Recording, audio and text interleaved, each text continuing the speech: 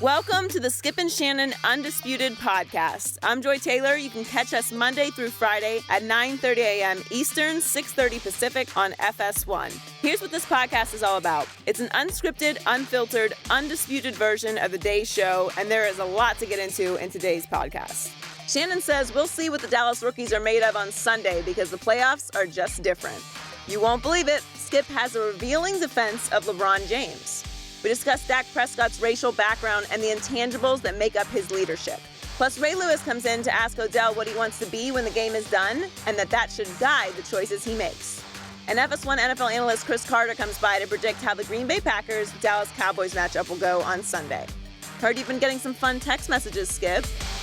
Can I just say one quick thing about Lil Wayne, the man who recorded our theme song? He's been texting me to death about what his team, the Packers, is going to do to my team, the Cowboys. Okay. So yesterday I texted back about his quarterback, and in the text I called his quarterback Errant Rodgers, E-R-R-A-N-T Rodgers, Errant, and he did not like that. He's not pleased with you? No. Well, He sent me devil emojis with the purple devils. Oh, yeah. But it was like the frowning one or the smiling one? I don't know the emojis. I don't know. I think They mean different things. I think they were smiling. Okay, good. Why are you using emojis? I don't use them. He sent them to me. Okay, I don't even I'm know just what they checking. mean. You don't use emojis? I do, but I can't. Why? Why? Because I'm still at that age where I'm, me and You know emojis. what? Emojis are beneath me. Oh, That's stop. Yeah, there we go. He's too Yeah. sophisticated for emojis. Thank you. You need to stop. Let's get it started in Dallas. Yes. The Cowboys host the Packers in the divisional round of the playoffs on Sunday. Jerry Jones said rookies Dak Prescott and Ezekiel Elliott are ready for the big moment because of their college experience. Let's take a listen. Both have competed at the highest level.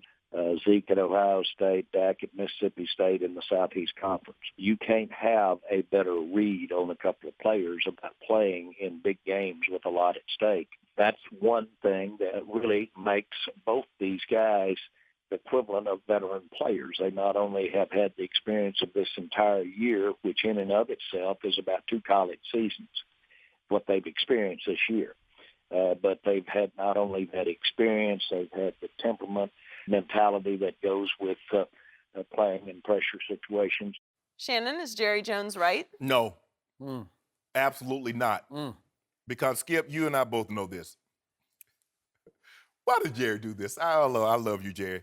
You never know how a player will respond to playoff football. Yep. Skip, you've seen some of the all-time great regular season players, quarterbacks, running backs, not be able to come up in the big moments come playoff time. And because the playoffs have finality to them, every last one is a game 7. There is no tomorrow. You have a bad game during the regular season, it's on to the next game. But in playoff football, one bad game, you go home, you clean out your locker on Monday, and you don't start thinking about football and playing football again until OTAs sometime in April. So that's where Jerry's wrong. Again, if that was the case, because you played in the SEC or the Big Ten, every player from those schools would make it in the NFL.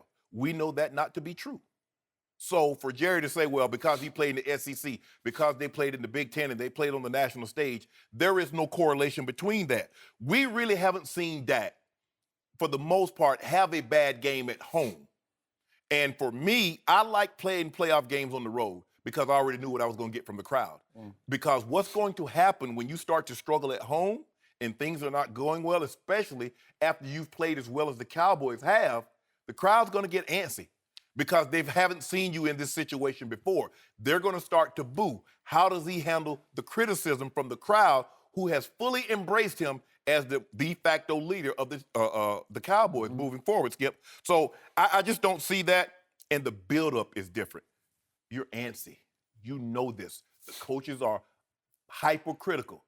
Instead of something like, okay, that was a mistake, we'll correct it, run it again. Pay attention. Coaches are on you. You're antsy. You feel the anticipation. You feel the buildup. The fans are buzzing. That's all that's on the radio. That's all that's on television. Everywhere you go. You ready? You ready? We're going to do it, right? We're going to the Super Bowl, right? They have never been in this type of environment, in this type of fishbowl, on that stage with that team. You know what? Usually, You disagree with me. usually I would embrace every point you just made, because just for the record, for those who don't remember, because you've been out of the game for a long time, because you're an older guy. You were 13-5 in the playoffs. That's pretty great. That's like Hall of Fame great.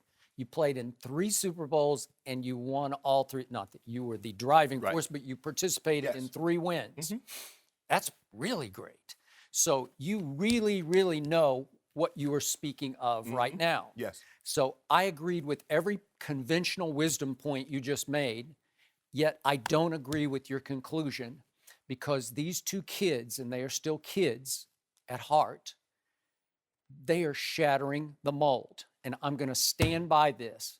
I trust both of them going forward into this game. And I'll tell you this. I'll give you this much. Dak is the one in the spotlight this time.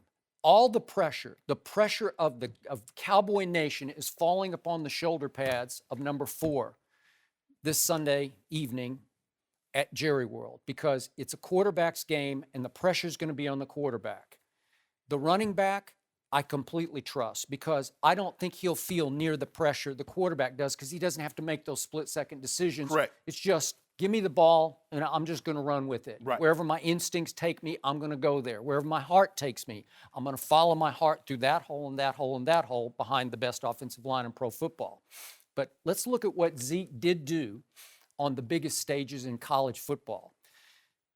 At Ohio State against Michigan, so he played them twice, Michigan twice. Those are big stage games, right?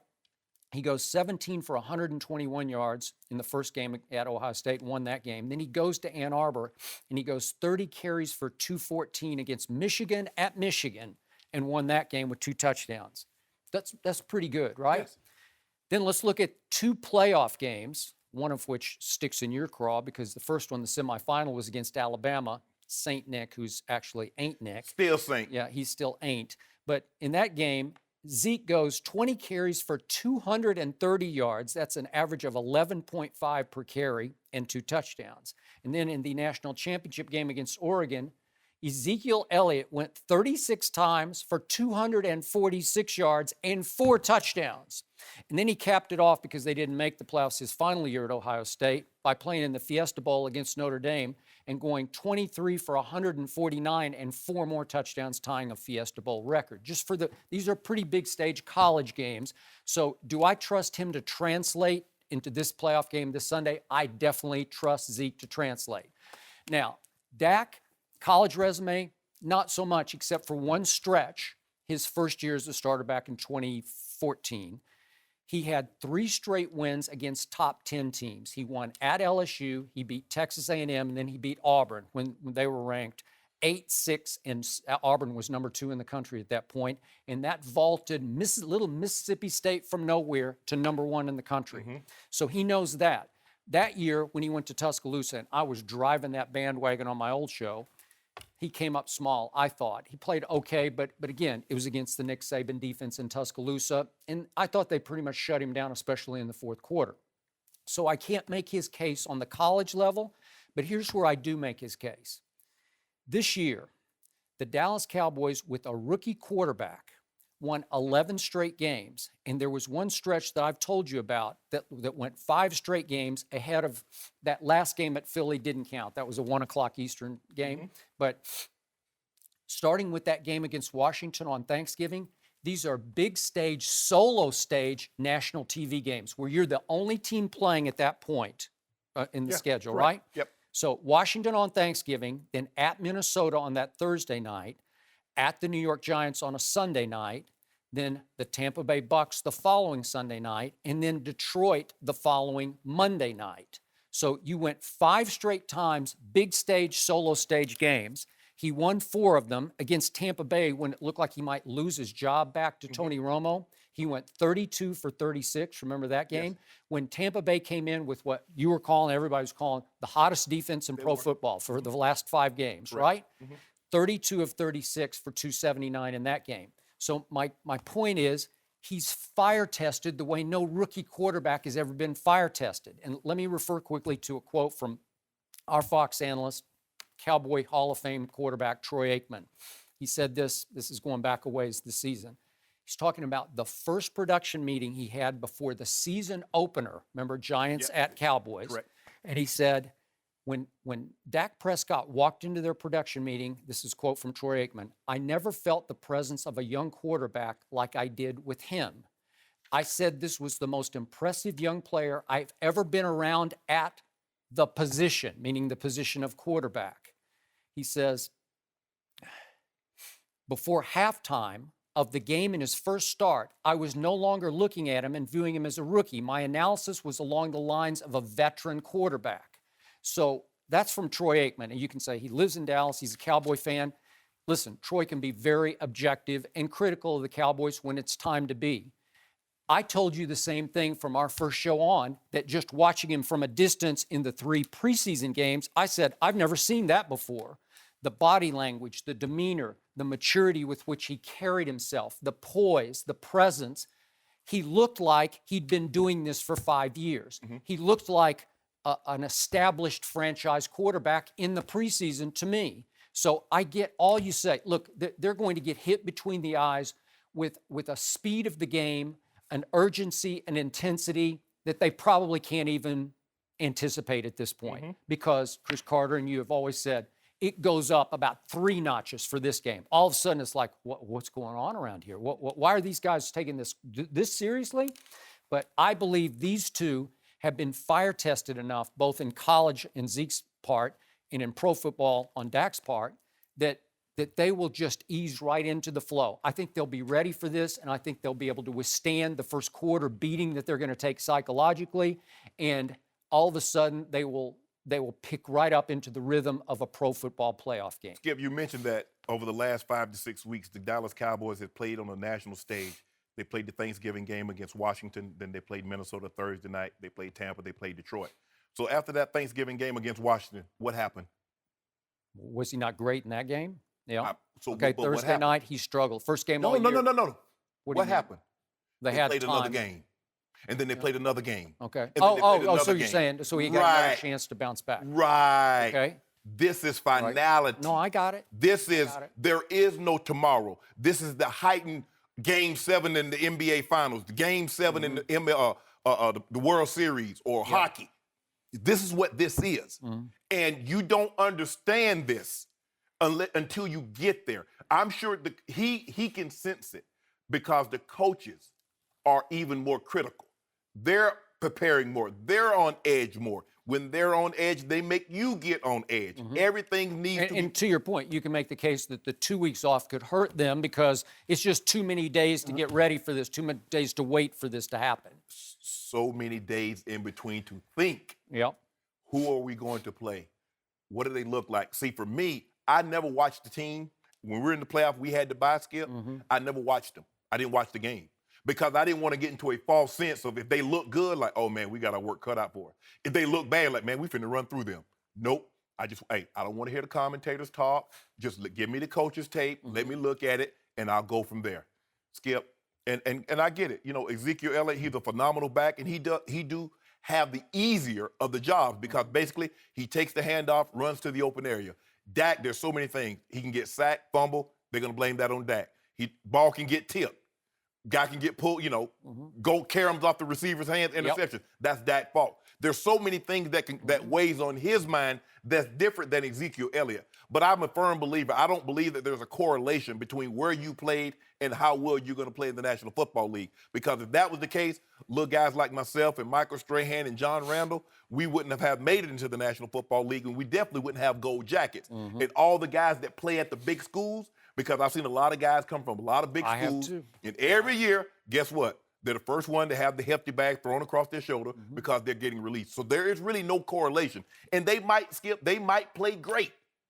But I can assure you, if you were to ask Coach Belichick, did you know Tom Brady was going to be this Tom Brady come playoff time? He would say absolutely not, because there is really no correlation. You don't know, because we've seen some greats be great. I'm talking about historically great in the regular season. And then come playoff time, you're like, what happened? Is the game that different? It's the same game. The field is the same dimensions, same rules, but all of a sudden, it doesn't match up to what they did in the regular season as opposed to what they're doing in the playoffs. Okay. Here's my counter to the question you asked me about what happened after the Thursday Thanksgiving game. you're saying, well, another game and another game and another game. My counter is, what happened after the Thanksgiving game was Jerry dropped another hint that Romo was ready to come back and play, and that Romo should be a part of our great Super Bowl run. He would be disappointed. He would regret if Tony Romo weren't a part. And then you say, well, then Thursday night happened at Minnesota. Then what happened? He dropped another hint, and then another game happened, and he dropped, after the Giants game, he dropped bigger hints that it's time. He done dropping hints? I don't know, because we even had Eric Mangini on a couple of weeks ago saying, should be a quick hook for Dak, that maybe if he doesn't play well in the first half, that Tony Romo, the 4-time Pro Bowler, yes, who last seen when he was healthy in 2014 threw 34 touchdown passes, that they should go to Romo in the second half. This young man, and he is a man, like a man-child, he has withstood the pressure of Tony Romo, 4-time Pro Bowler and favorite of the owner, looking over his shoulder game after game after game, and you don't seem to give him any credit for being fire-tested and having to grow up faster, yes, because of that. I've seen, because here's the thing, Skip, like when you're a quarterback, obviously there's more placed on even though you might be a defensive-based football team, but there's still a lot of pressure on the quarterback because he's the architect. He needs to make everything, he needs to play flawless, because even though you might have a historically or transcendent defense, if he turns the ball over and puts the team in harm's way, you're probably going to lose that game. Now, you look at Dak. He's played extremely well, but there's still a lot of pressure. He has yet to hear a home crowd boo him. He has yet, because even when he played, he struggled a little bit, say, in the Philly game when they were down 10. Yep. There was really no threat of him because Romo wasn't healthy. So there was no threat of him being able to come out of the ball game. True. Since Romo has been healthy, he really hasn't struggled but one time, and that was at the Giants. Yep. And it was a 10-7 ball game. I'm sure he heard a little impatience from the fans that night for the first 3 quarters. Be down 10 in the third quarter against Aaron Rodgers, and let's see what happens. Okay. Look, I love playing home games because I love playing in front of Mile High, and I love playing in Baltimore. But I always knew if things didn't go well early, that, boo, boo, and it would get louder as the game progressed if we weren't making progress. On the road, I already know I'm going to get booed if we do it, and I'm going to get cheered if we do something bad. I'm going to get booed if we do something good. So I'm expecting boos because I'm expecting to do good. And when I get in, so that was for me, there's nothing better than going on the road and having 70, 80,000 fans hush. There's no greater feeling, Skip, because, and I tell this all the time, and I told the guy, I said, look, you keep talking about we got a home game. All the home game means if you lose, you got 75,000 more disappointed fans on top of you than you would if you shut them up and you were on the road. So you don't know how they're going to respond. You hope from what you've seen, their body of work during the course of the year, you hope that translates. But, Skip, there's no guarantee. There's no guarantee that the valedictorian of high school is going to get on the dean's list come college time. You hope, but there's no guarantee. I like that valedictorian's chances. I do. I like the guy's chance to be the number 1 pick in the draft, to be a great player. You thought a lot of people thought Jamarcus Russell. They took him number 1. I did not think, but that's just me. There are a lot. Even if you didn't think he was number 1. There are a lot of general managers that would have taken him in the first round had the Raiders not taken him number 1. Okay, to wrap this up, sum it up, I'm going to give you this. There could be no worse individual matchup for Dak Prescott's first ever playoff game, albeit at home, than this quarterback, Aaron Rodgers. 19 touchdowns, 0 interceptions over his last 7 games. Has anybody ever been hotter playing that position? No. Probably not. But I also trust Dak Prescott to be mature enough to know he can't be Aaron Rodgers. He can only beat his football team. Dak knows how good the Dak attack is and how good his defense has played the last 6 or 7 games. So if he stays in his comfort zone and doesn't try to play outside what Dak's capable of playing, I think he will do just fine, if not very well. He might have to get out of that comfort zone. Well, if it becomes a shootout, you might have to, you'd be called upon to do some things that you haven't been called upon. And you want to see that? You want I to don't see think him? I will see that. You want to see him go again? Hey, he got that golf club. Where is that, on that fly? fly? Yeah.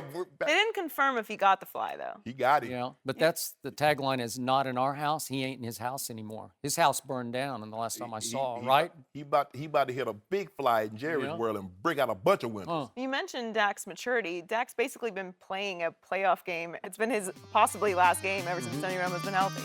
No mercy. LeBron James and the Cavs lost last night on the road to the Jazz. In the first quarter, LeBron yelled at referee Tyler Ford and was given a technical foul. Sources say LeBron could hear Jazz coach Quinn Snyder instruct Shelvin Mack to foul him on the previous play, but no foul was called after the game. LeBron was asked about the officiating. Let's take a listen. Yeah, I got fouled. Has there been any frustration with It is. It is.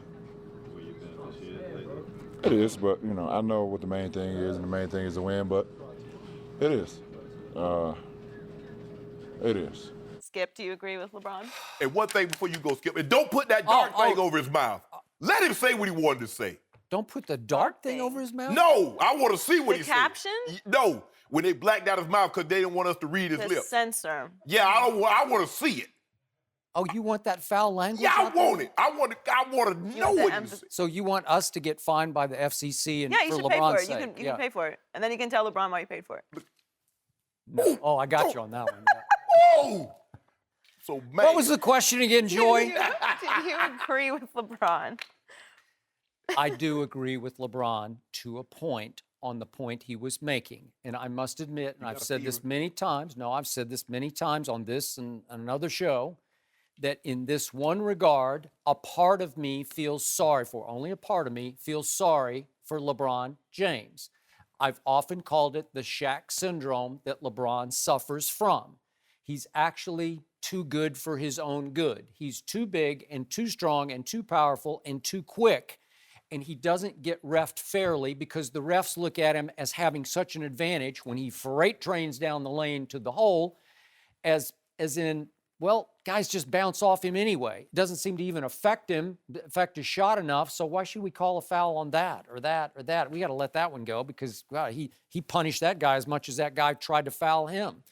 And over time, I think he's had a lot of missed calls where players got away with fouling LeBron James and they shouldn't have gotten away with it. And the key one was, and this is where I have high regard for LeBron, he does not get technical fouls. He's had 2 this year, and the second one came last night, and it came courtesy of the previous play before this one. And if we could see this one, what happens is LeBron looks like he has an easy breakaway sort of layup, and as he's driving to the basket, He gets bumped. but he said he heard Quinn Snyder, the Utah coach, yell to Sheldon Mack, foul him, because it's going to be a dunk, just foul him, send him to the free throw line.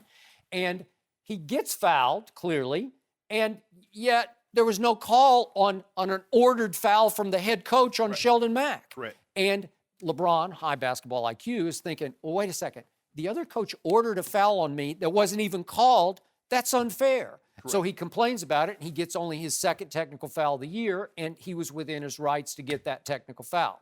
Now, if you want my deeper read on this situation, these referees are smart guys. They also have high basketball IQ, and they have deep reverence for the game of basketball. And I still believe, and I'm going to stand my ground on this, that it hurts LeBron with the officials that he is currently a 69% free throw shooter, because they're looking at him subliminally. This is deep psychology. They're looking at LeBron James as an all-time great player who doesn't make his free throws the way all-time great players made their free throws. If we go back to Magic, Bird, even Michael Jordan, we can go on and on. They all had much higher free throw percentage rates than LeBron's current 69%, which would be his career low. He's a 74% career free throw shooter. He'll be somewhere around 74, 75 once the season's over. It's not feeling like that to me. It feels like he's in an extended slump from the free throw line, and I think it's hurting him now getting the calls because the refs are thinking, well, if I give him that call, it's borderline. He'll go miss 1 or 2 anyway. Man, stop, please. Well, he always does, especially late in games. And I think it offends their sensibility as basketball worshipers. I think all those referees, they're steeped in it because they've grown up in the sport of basketball. And I think it offends them their reverence that LeBron doesn't make his free throws. Do you know how many thousands of points he's left on the table? It's called a free throw. Unchallenged, you stand at the line and you make your free throws. LeBron James should be an 85% free throw shooter. 69%? A lot of guys have left points on the floor. But you know why? Shaq left 2,000, 3,000 because of injuries. 7-1. Okay, but Michael Jordan left some because he retired for a year and a half, and then he retired again for 2. But so we're not But I'm talking just about saying, free throws. I'm offended that they possibly could be offended. Do your job. Absolutely. Last night he should have gotten that foul call. LeBron James is the de facto best player in the NBA. He's the biggest face, the biggest star in the NBA, and he does not get calls of someone of his stature should receive. Skip, James Harden has shot 175 more free throws on only 2 more attempts driving to the basket per game. Mm-hmm. Now, James Harden is a diamond medallion with all the traveling that he does to get to the basket, and then they reward him by putting him on the foul line. No, that's a Euro step. That's the Ginobili special. He's a diamond medallion, which means he has 1,000,000 miles, all the traveling that he does. He picks the ball up, makes sure he got all his toiletries, he got overnight stay, and he drives to the basket. You know that, I know that. Call it whatever you want to. They're not going to call that. Nobody ever calls that. They don't call fouls on LeBron when he gets going to the basket. They don't call traveling on LeBron either. Joy, I'm going to give you an opportunity to opine, but right now, just let me have my moment. You know what? I like that moment. I bet you do like that moment. We needed that moment. Can I ask you a question, though, Skip? I'm looking, and me and Steve, we looked at the rule book. I didn't see anywhere where they officiated the game because of size. I don't see anywhere that say if you 6'8", 250, and you had a decided disadvantage of probably the person that's guarding you, that we will or we won't call a foul. I think he's 6'9", 260. Okay. That's what he says. I'm going to give it to him. Well, I didn't see anywhere where it said if you're 7'1", 325 like Shaq, a foul is a foul. The man going to the basket, because here's the thing.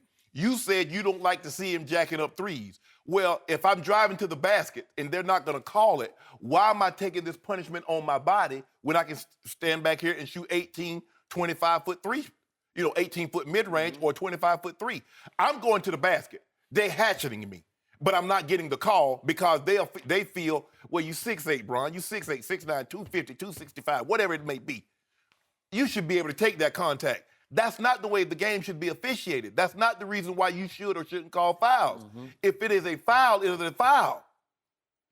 But for whatever reason, they seem to not get in that. I would like to think, and I would hope officials are not worried about what LeBron's free throw percentage is, and that's not the reason they're giving him the call. I mean, the Greek Freak is shooting more free throws. Jimmy Butler, Isaiah Thomas, Dame Lillard. Dame Lillard's missed, a couple of games because of an ankle, and he's still shooting more free throw attempts. And he's mainly known as a shooter. And he's getting, now Isaiah Thomas, he'll penetrate, he can get to the bucket. But the Greek Freak, he's 6'10". Come on now, Skip. Get a man his prop. Let the man get to the line and go on to average this 30 like I know he's going to do. His 38-8, win that MVP, because, right now we'll probably like a length behind James Harden, who right now, but we'll catch him before the year's out. Wait, you just admitted that LeBron is trailing in the MVP race to James Harden? Yeah. I don't know. I don't know what happened to Russell Westbrook, but...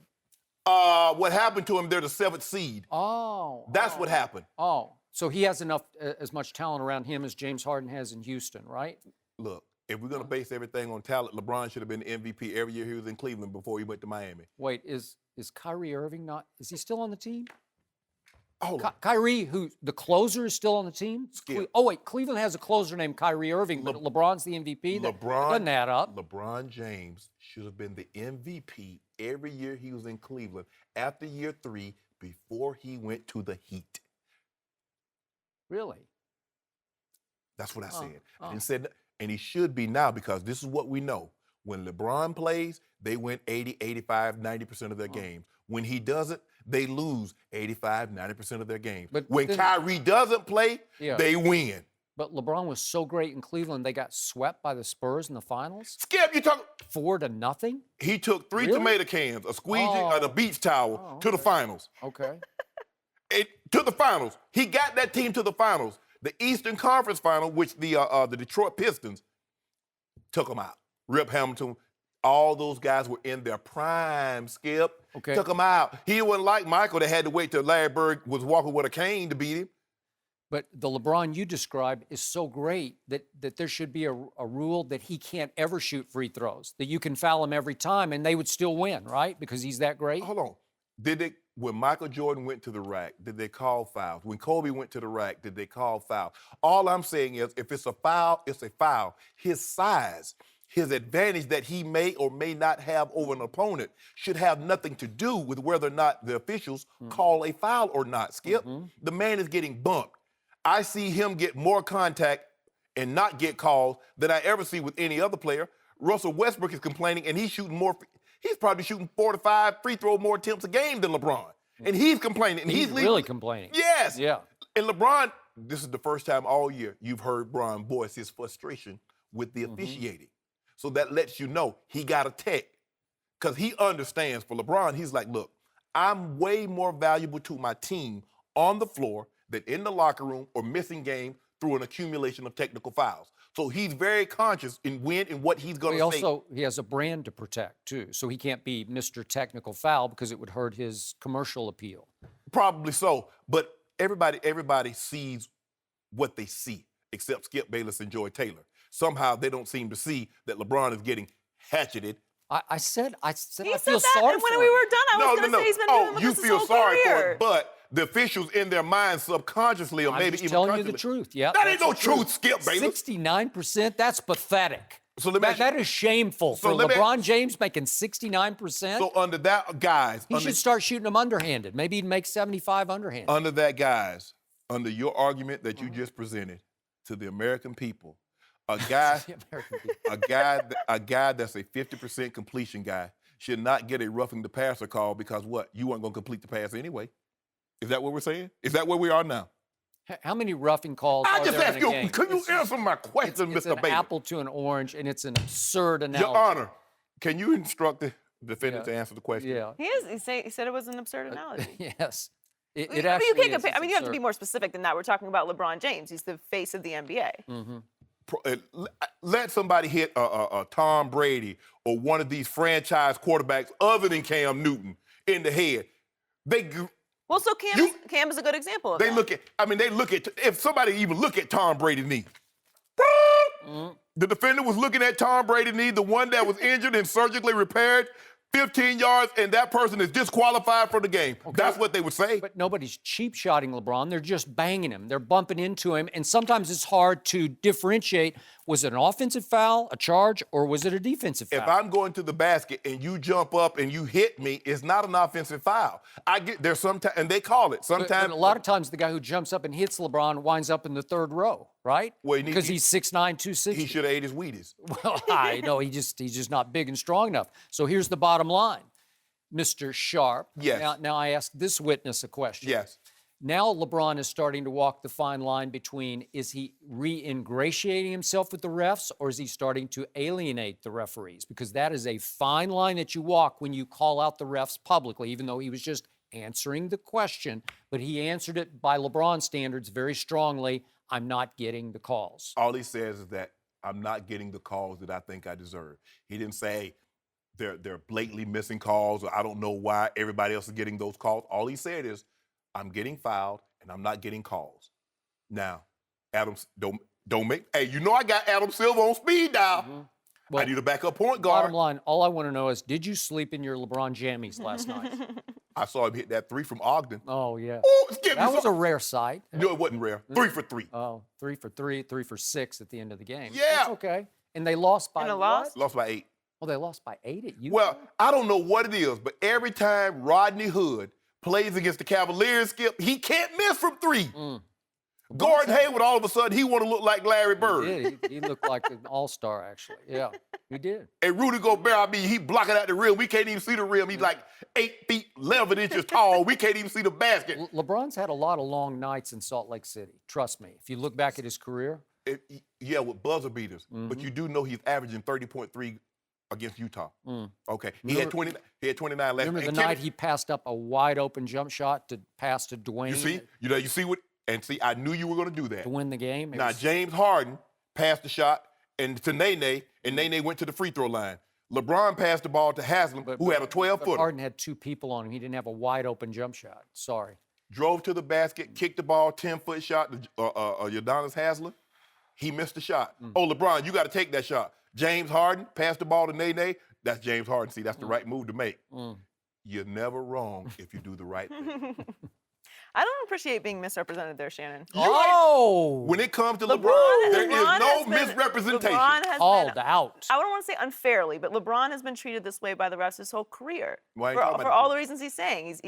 He's big. He's a powerhouse, trained to the basket. You're prejudiced. It's hard to. You it's are hard to prejudiced against LeBron. I am not. Yes, you are. You do. I'm saying complete facts here. No. I'm supporting his. I'm supporting his complaint. It's a valid complaint. You've had an axe to grind with that young man since he left Miami. I don't know what you're talking about. And he closed down his shop, too. Him and Savannah said, we ain't got no ties to Miami. No mercy. Odell Beckham Jr. now has plenty of time to party after the Giants were eliminated from the playoffs on Sunday. Yesterday, Victor Cruz said Odell needs to be able to control himself better. Odell had just 4 catches for 28 yards on Sunday after partying with Justin Bieber and Trey Songz in Miami last week. Skip, on Sunday, you tweeted, funny, but the one New York receiver making plays is Tavares King. Could be wrong, but I didn't read he went to Miami with Odell's yacht club.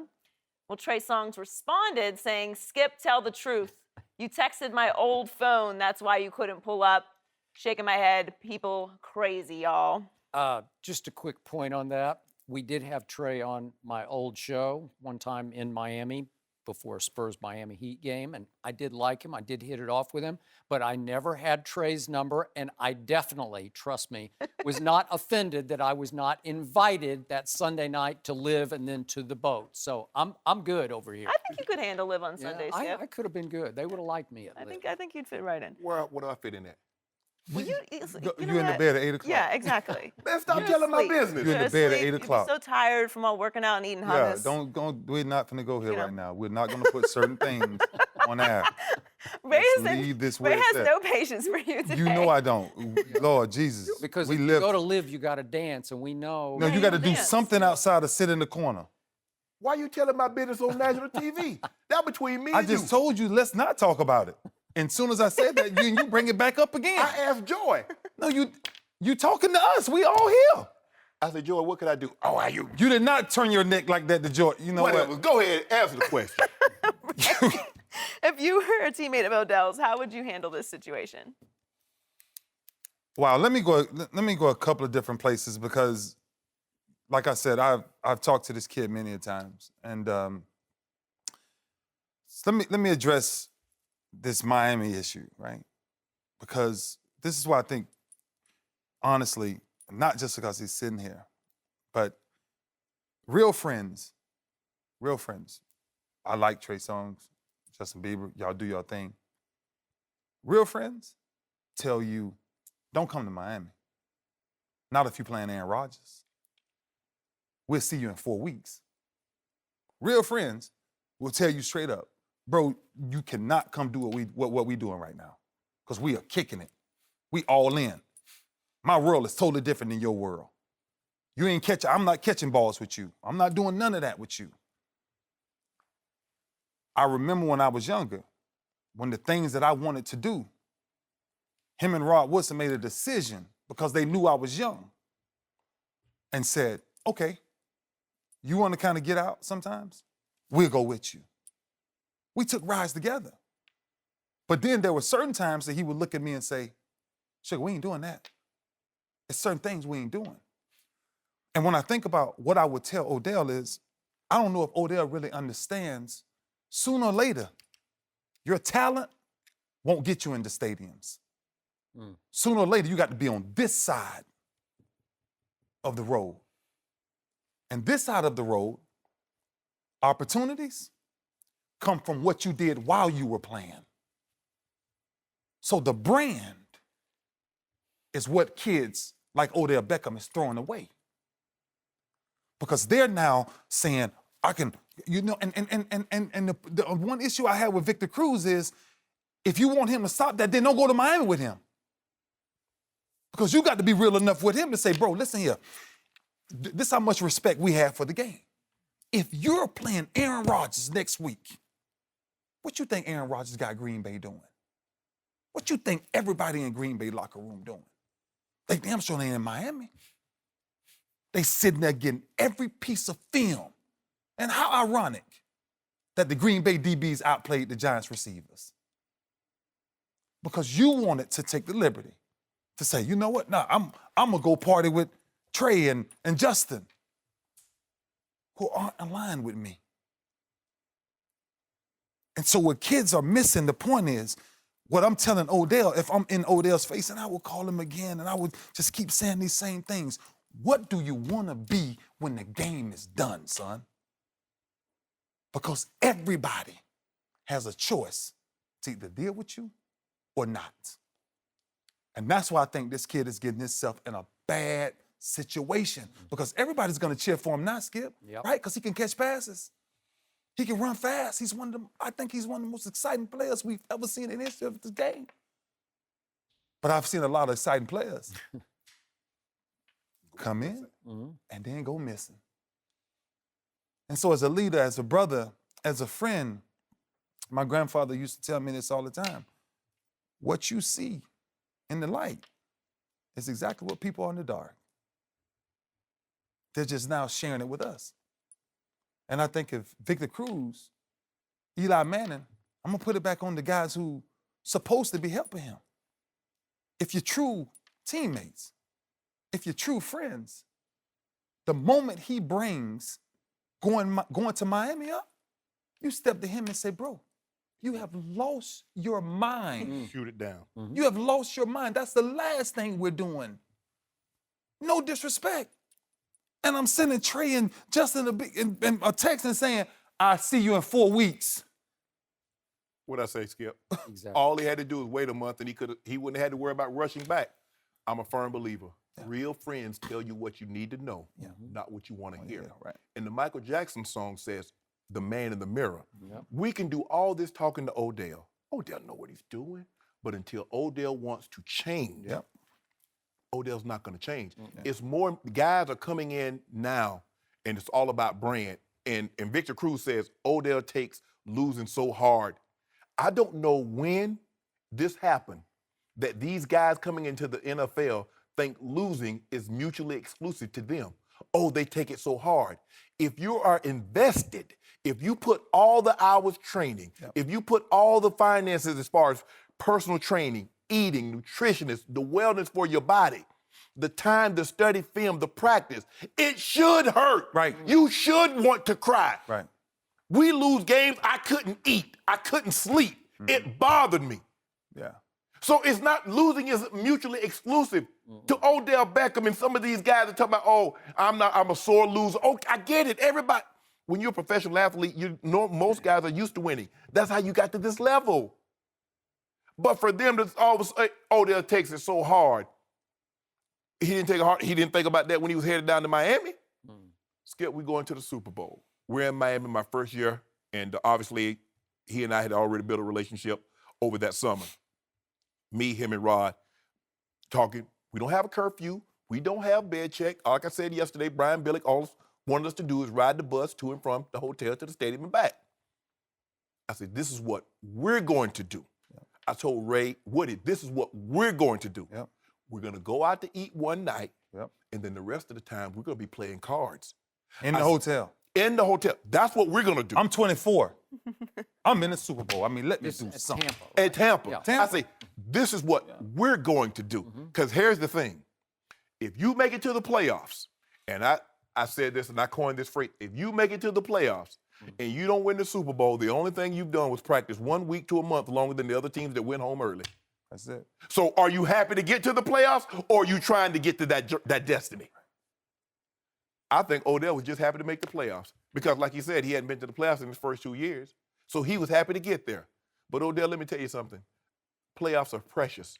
They're not guaranteed. You're guaranteed regular season games. You're not guaranteed playoff experience. And you're definitely not guaranteed an opportunity to get to the Super Bowl. So you better cherish these moments.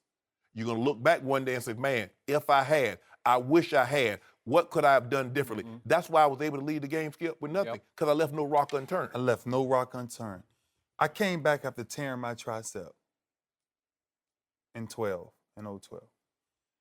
And Skip, I can promise you, everybody that's connected to me, they knew one thing. Don't call him to do nothing else, but let him focus on Andrew Luck, Peyton Manning, Tom Brady, and Colin Kaepernick. And I had enough teammates at my house every night. What now? Let's do this. We're not going nowhere because of the respect that we have for the people we were playing. And I don't know if Odell really respects the game enough yet to say you're going into Green Bay to face one of the greatest quarterbacks of all time. You don't think that's a heavyweight fight? You being disrespectful. You being disrespectful. This is what I think of you, Aaron Rodgers. I'm going down on a yacht with Bieber and Trey Songz and 2 Chainz, and we gonna kick it. This is what I think of you, Aaron. I know what you did. 47, the 40 touchdowns, 7 picks. You got 2 MVPs, all that. Yeah. By the way, the defense had carried his team all year. All year. He'd gone along for a ride all year to get to the playoffs, right? Okay, so Steve Smith sat in your chair yesterday and asserted that he believed that going to Miami was a Victor Cruz production. Nope. That he was the tour guide. I'm not buying it. Shannon didn't buy it. Victor Cruz is the veteran, but Victor Cruz has been big on his own brand in the past, the salsa dance and all. I think he went along for the ride. I think he's hanging on to Odell's coattails as he's at the end of his career. So the veteran, as you said, should have stood up immediately and said, Absolutely. What? What are you doing? Do you know who we playing? Go ahead, Skip. Yeah, but Victor Cruz, I think he enjoyed the picture on the boat. I can't remember what he was wearing. Was he Tim's? I don't know if he was whatever. Tim's. He actually had a whatever. skull cap on. But he needs that sort of self-promotion now at the end of his line as he's on his last legs in the league too. So he did not say no. And I'm going to say it again. The GM and the head coach had to sign off on this, that they were going to be allowed to skip it wasn't a team charter flight, it was the train, the sell back. Right. But they were allowed, because you know he had to go to them and say, hey, especially if we win, you couldn't know before the game whether you're going to win or lose, but they were going to play to win. They played all their guys the whole game. Yeah. Can we go to Miami straight from? Sure, no problem. Didn't the coach or the GM put one of their feet down and say, what are you thinking about? But Odell is the face of the franchise. I guess he's able to do pretty much what he wants to do right now. So now we've had Ray Lewis sit here and say he's tried to counsel the kid, tried to mentor the kid a little bit. Chris Carter has been in touch with him, right? And Chris Carter said, I told Odell, you got to stop the Steph Curry, the show that you put on before the game, catching balls one-handed. Just cut it out. It's all for show. It doesn't help you at all during the football game. Just quit doing it. Odell ignored that advice. You've given him advice, and I assume he's not taken it to heart yet. So he's borderline lost cause at this point. We know about the talent, but at some point he's going to have to wake up and listen to somebody, to Ray or Chris or his father or somebody is going to have to get through to him, or he's going to wind up a really sad case because it's starting to trend that direction. Right? The only thing that bothers me in today's time with a kid like Odell Beckham, and all these kids who's really getting away with what they want to get away with, is how much do you really respect your parents if you act like this? I don't know. He is a junior, right? He's right. Because now you got to ask a real question to yourself, right? Because I'm in this life for one reason. It's one thing I tell my kids this all the time. I don't care what you do after it, but once you got the information, it's up to you to deal with it. That's the difference. It's the Giants' fault. Because not only did they condone it, they're encouraging it by allowing him to continuously do it. At some point in time, you know what, Skip? You might have to say, Odell, we're going to have to suspend you for conduct detrimental to the team. And I know that would be very unpopular. Why would you cut off your nose despite your face? But Odell doesn't get it. And because, what is it, Skip? Production intolerance. His production is so high, the tolerance that you deal with him is also going to be high. I disagree with you. It's not the Giants' fault. It's Odell's fault. The bottom line is what Ray said. What are you going to do with your career? When your career ends, which it eventually will, because Father Time is undefeated, what did you accomplish? The problem with millennials, and I say this as a millennial, is everyone wants to skip to the end of the process. You have to earn your way through and then get your respect. Absolutely, because if you don't earn your way through, Joey, guess what? I can name you a lot of people who Fox won't hire you. I can name you a lot of people who a lot of TV shows Right. won't There's hire. a lot of excellence at this table. and it's all Absolutely, been because there. of what you've done. No mercy. Dak Prescott tied a rookie record this season with 13 wins as a starting quarterback, but he will be making his first playoff start Sunday at home against Aaron Rodgers and the Packers. We're joined once again by Chris Carter. Chris, on a scale of 1 to 10, how much confidence do you have in Dak in his first playoff game against Aaron Rodgers? Well, confidence meaning they're going to win the game, or No, just confidence in him? Just in performance, his play. ability to withstand all the pressure we've talked about the whole show. I would say probably 8.5 to 9. And the reason why is if they stay to form, out of 65 plays, he's only got 30 to 35 plays he got to negotiate. Because he's going to get the ball to that guy, get him started eating. So the game for him is a lot easier. Now, Green Bay, which I believe is going to have a hard time scoring a lot of points, that helps his cause, all right? I believe the running game, time possession, is going to make Aaron Rodgers a little impatient. So I typically, in a quarterback in this situation, as a rookie, I would probably say 7. Now, if it was someone playing for the Dallas Cowboys, I would typically say 8. The reason why I'm saying 9 with him is because I believe the Cowboys are the best football team in the playoffs. And I think the only reason why they're not getting that is because the star on the helmet and everything that surrounds the Cowboys, what we've seen from them the last 20 years. If this had been Carolina, like they did last year, if this had been Seattle, if Arizona, like people were predicting them to make that jump this year, if this would have been them, they would be getting all the hype. You would be talking about that. So yes, rookies in the playoffs, do they struggle? But the way the team is built and how they play football, it gives me the confidence to say in a playoff game, his first playoff game, I have a confidence of a 9 for Dak. I got 5, maybe 6. Maybe 6. Yeah, and the reason why he's a rookie. Yeah, if there was any other, if he was a veteran. So you think they're not going to win? No, well, I'll tell you on Friday. But anyway, He does. Aaron Rodgers is battle tested. He's been there, done that. 15th start, averaging 31, almost 32 points a game. Defense is now giving up fewer than 18 after giving up 28 points the first 10 games. So now Aaron Rodgers, you didn't see Aaron Rodgers pat that ball? Yeah. Sunday? You need to check that the teams they played against when they start giving up 18 points, ain't a whole bunch of real powerful offenses in there. There were a lot of teams and those powerful offenses was getting 28, 29 on their defense. Mm-hmm. Yeah, those were the same ones. They were the same. Tennessee scored 47 on their defense. Yeah, okay. But anyway, so I know this is what Skip's going to do. Skip's going to say, since that Super Bowl, Aaron Rodgers is 4-6. I already know, Skip. 4 and 5. 4 and 5. Don't give him too many losses. But Just but 4 here's and the 5. thing, though, Skip. You do know 3 of those losses have come in overtime. And that defense giving up 35 points. CC, how many playoff games you won in your career where your defense gave up 35 points? I don't know. I know that one I lost. Atlanta, I know that. And that's the thing. If he wasn't going up against Aaron Rodgers, I do believe they're going to have to score. I believe it's going to be it's going to be in the 30s. I believe both teams will get into the 30s. And he's going to have to be on his best behavior. He's going to have to play one of his better games. If it gets in the 30s, he's going to have to make some plays that Zeke can't make. Yes. Like he's going to have to make some big throws in that So game. I'm somewhere around 5 or 6 because he's a rookie, because this moment is different. I know he has a great routine. He's going to do what he's always done, but this is playoff football, and playoff football is different than regular season football. I'm going to be objective as a Cowboy fan about this. Where you going? I'm going to be even lower than CC was here. I'm going to 7. go to 8. Just Okay. to 8. Mm-hmm. And you were going 8.5, almost up to 9. Mm-hmm. He's a rookie playing on the biggest stage in the sport on Fox late afternoon on Sunday with Tony Romo looking over his shoulder pads and some people advocating a quick hook for Dak Prescott. In his first playoff game, opposite Aaron Rodgers, the hottest quarterback over a 7-game stretch we've seen in the history of the National Football League. Are you kidding me? Now that's pressure. That's heat on the hardest position to play in the history of sports, which is quarterback in the National Football League. And I'll be the first to admit, he struggled at the game you attended in Minnesota on that Thursday night. He had a rough game, but when it was time, he made a couple of throws and he made 3 big plays with his legs, which he is capable of making. And they won the game against a team that at that point was playing for its playoff life. Yes. That was you got their best shot that night. And I will admit to you, this is going back a couple of games before that, against Philly on that, it was a Monday night, Sunday night, it was a night game.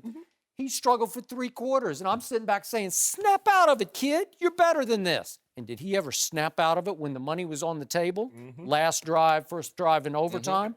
Okay, so he's been there and he's done that. He's not playing against Aaron Rodgers. He's playing against a defense that, even though it came alive and got a little healthier down the stretch, it ranked 21st in the National Football League in points allowed overall through 16 games. And Dak Prescott knows that he went up to Aaron Rodgers' house where he killed the fly, right? He killed the fly with the golf club in that house. And he set Aaron Rodgers' house on fire. They won 30-16. Thanks to Zeke going for 157, but Dak threw for 3 touchdowns. So he knows that against that same defense, when Green Bay was 3-1 at that point, playing at a high level, they were the #1 run defense in pro football that day. They tore them apart, 30-16. So I think he'll go into this game with reasonable confidence, given the situation that we've all talked about for your first ever playoff game. Given my number is so high for a number of reasons. And the #1 reason is because that offensive line and the running back, they create the numbers in Dak's favor. They have to play 8 in the box. They have to play 7 in the box. So you know what? The guy I've been on his back, Dez Bryant, Mr. X, he's coming up big. He better throw up that X a couple times. Because in this game, they got to put the people in the box. I mean, the guy rushed for 150 against them. All right? People act as if Green Bay's corners and their secondary are very good. But what people haven't looked at, look at their corners, look at the right side. I told you as far as the overall pass rating being over 120, 15 touchdown passes down the right side. But also look at their linebackers. Linebackers undersized. So if Dallas plays 3 receivers, all right, they can force them to play nickel. Clay Matthews going to get his nose bloody. They're going to run at Clay. So not only the corners and the linebackers, that's why I give him from a 6 rookie, oh, he's on Dallas, a 7, oh, he's going to play good at 8. That's why I say 9. I love because of the personnel and the way the game is matched up. I'm convinced. Are you, Shannon? No. Oh. Because although he's not going head-to-head with Aaron Rodgers. I know people don't like to talk X's and O's, but it got something to do with the game. No, it has nothing to do with it. They're not going head-to-head, but you play a guy like Aaron Rodgers, you're going to probably need 30 points. No mercy.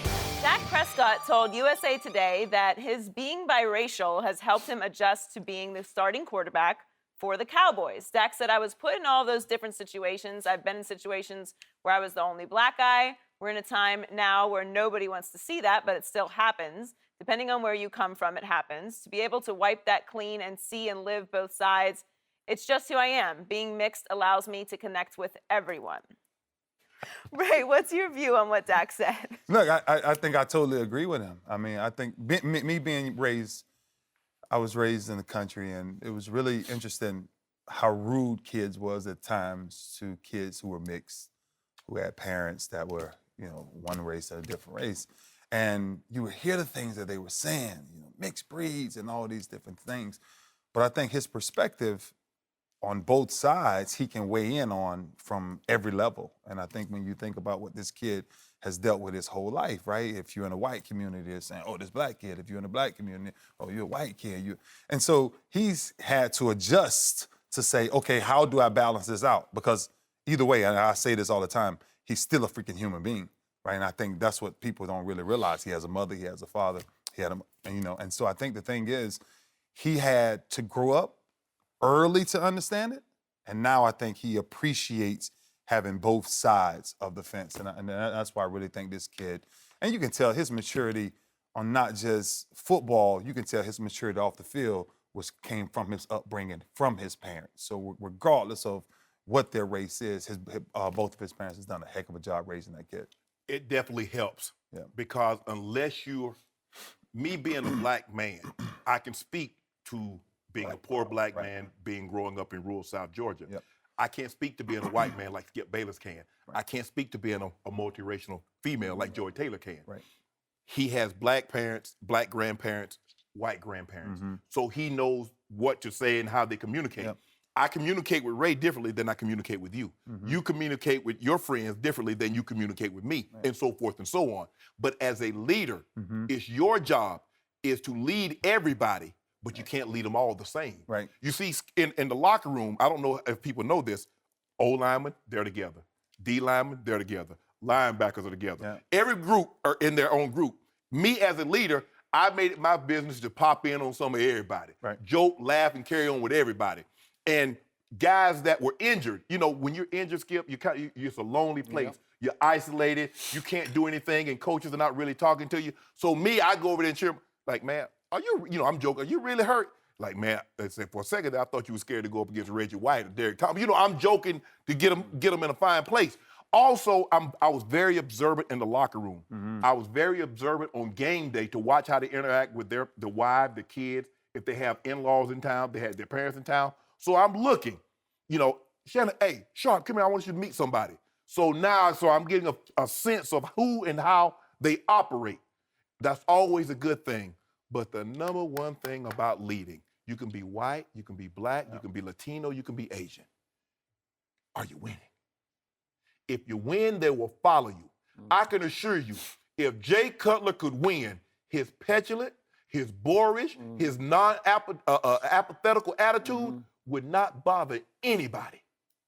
But he doesn't win. Dak Prescott, all that may be well and good that you're multiracial, but you're winning. Don't ever lose sight of that. That's why. You can relate to a lot of different people, but as a leader, can you lead us, and are we winning as you lead us? Right. Okay, back to Ray. And I do think you were the greatest leader I ever observed in the history of sports. And you obviously were in the same locker room, and you were, in and of your own right, a great leader.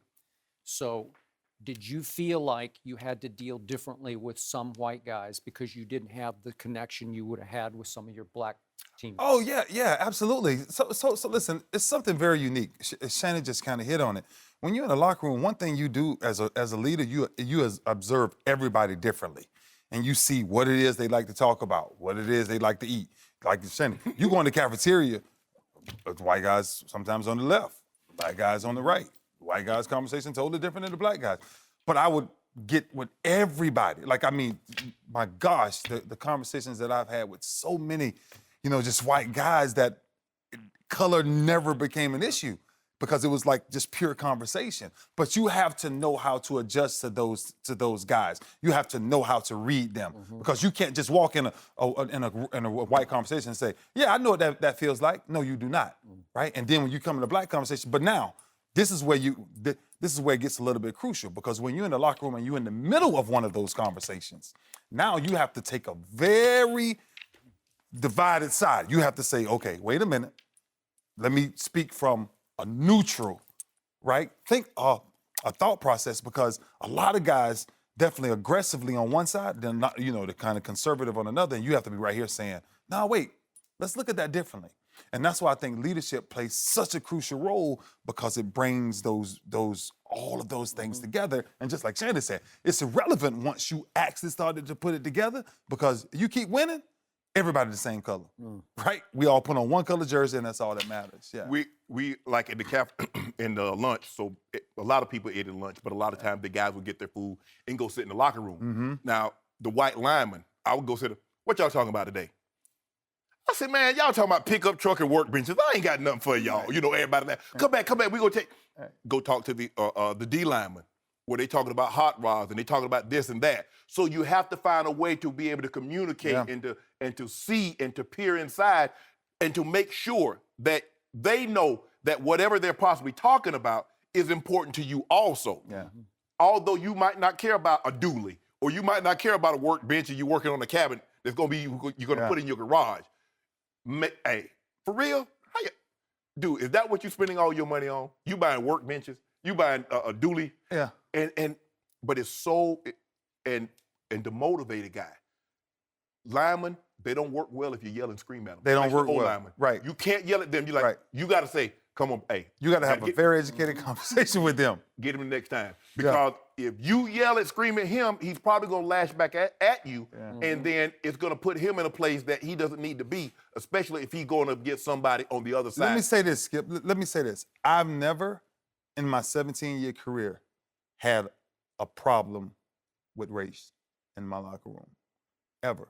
I'm talking about not one conversation, even when we was playing. No. We never had, because it's like an unwritten rule already. Certain things, you never cross that line. Race, religion, Politics. Yeah. You never talked and you never talked about somebody's money. Never. Okay. Ever. It's just certain rules. Okay. Yeah. Back to Dak Prescott. Yeah. You've met him. Yeah. In fact, you were one of his idols growing up. Yeah. There are times I want to pinch myself and say this has to be too good to be true because it feels like he was born to come to Dallas and change the culture of the losing Dallas Cowboys. He's born biracial. He gets his degree early at Mississippi State in psychology and then gets his master's while he's playing his final year at Mississippi State in workplace management. It's like you're studying to be a quarterback, especially of a tough locker room like the Dallas Cowboys locker room can be split by the media or the owner or all the dissension with Tony Romo looking over your shoulder. No workplace is like a locker room, Skip. You know that. In the world. My I goodness. got it. But they're telling stories about he came in right after the draft, 2 degrees, and right away because the other kid gets hurt, as we talked about earlier. Well, Kellen Moore had broke his leg last year. Right. And he wasn't healed yet. Okay? Right. So he's throwing to Dez. This is right after the draft. And Dez doesn't run a route as hard as Dak wanted it run. And the coaches were a little horrified when Dak went over and called him out and told him, no, I need you to come back for this ball a little harder than you just came. This is Dez Bryant. Yeah. Right. And Dez took it and accepted it probably because it came across like, this guy knows what he's talking about, and he didn't insult me. He didn't offend me. He just told me, I'm the quarterback, and you're going to run the route this way for me. And Dez has accepted Dak. And Dak has said that he has to push different buttons in Zeke than he does in Dez. They're two Absolutely. very different humans, and you have to Absolutely. juggle the two egos and personalities. And then it impressed a lot of the coaches and some of his teammates that right away, Dak could rap every lyric to "We Them Boys" all the way down, every verse. And yet, then some George Strait song comes on about all my exes lived in I don't even know. I'm not a country All my fan. exes lived in Texas, and he could Mine sing don't, but- he could sing the chorus as loud as anybody could sing it because he knew it because he Right. grew up in Mississippi. Yeah, you know, like, absolutely. okay, so he gets it. That So verse. both sides, and then Dak's talked about I can go sit with those linemen, the 2 of them from Wisconsin. I can talk to him because I get him. I fishing. get him. Yeah. Yeah. Because I came from there because he went to his grandma's house on one side of town, and then he could go hang in the hood on the other side of town because there was a hood there too. Yeah. Okay, so it's almost like he came in as a man, like he felt like I told you this before. We started here. I just watched him in the preseason games. He looked like he'd been doing this for 5 years, like he'd been the franchise starting quarterback for 5 years, and he took over the locker room right out of the box, and it's still his locker room, even with the threat from Tony Romo looking over his shoulder all year. And remember the Romo party through right before he got healthy again. He had everybody come over to remind everybody, remember, I used to be your star Pro Bowl quarterback. I made 4 Pro Bowls. Everybody come to my house. You want to talk about pressure on this kid? Never folded, never let it. We never saw him sweat. You know, Right. he didn't let us see him sweat. Right. So it's like he was born to do this. And I think being biracial helps. I mean, obviously, you guys aren't biracial and you can still be great leaders without it. Yeah. But in this case, it's like he was made for Dallas, Texas in this Because of certain people that come in the National Football League, we try to do everything to say, why is he winning? Why is he so good? Who this kid was is who this kid is now. Yeah. And it'll never change for him. Hope not. Yeah, so when you talk about psychology major, when you talk about going back and get his master's, when you talk about all of these things, this kid had a foundation young of what he was gonna be and how he was gonna do it. So when the Dallas Cowboys drafted him, I'm telling you, it's really similar. When I had Shannon them, and I'm 24 years old, and people see me hanging with Shannon Sharpe and Rod Woodson, they're like, wait a minute, how does he fit in that equation? But it's because of what my mentality was at that time. My mentality at that time was almost 10, 12-year veteran. Yeah. And everybody else is in their 3rd and 4th year of development. Want to kick it, want to do all these things. And I'm sitting there saying, I'm hanging with 2 Hall of Famers right now, and I'm going to soak up everything they're saying. Yeah. And that's the ability that Dak Prescott has. And I think it's, listen, this kid, look, Romo knows what the deal is at this point. But this kid is the new face of the Dallas Cowboys. And probably the new face of the National Football League got it. when you talk about that. It's very obvious that he has good instincts. And what he's Yeah. talking about being biracial is you have you're growing up in two different environments. Yep. You have experiences that help you to grow that way. Yeah. If you have the good instincts, you'll be a good leader. No mercy. This is the Skip and Shannon Undisputed podcast, where we're delivering you an unscripted, unfiltered, undisputed version of the biggest topics of the day's show. Be sure to subscribe to the podcast on iTunes, like us on Facebook at Undisputed on FS1, follow on Twitter at Undisputed, and catch us at 9:30 a.m. Eastern, 6:30 Pacific, Monday through Friday on FS1. You can find us on channel 219 on DirecTV, 150 on Dish. That's it for us today on Undisputed. I'm your host, Joy Taylor. We're back tomorrow with Cece and Ray Lewis. We'll talk to you then. Fox Sports. One of one.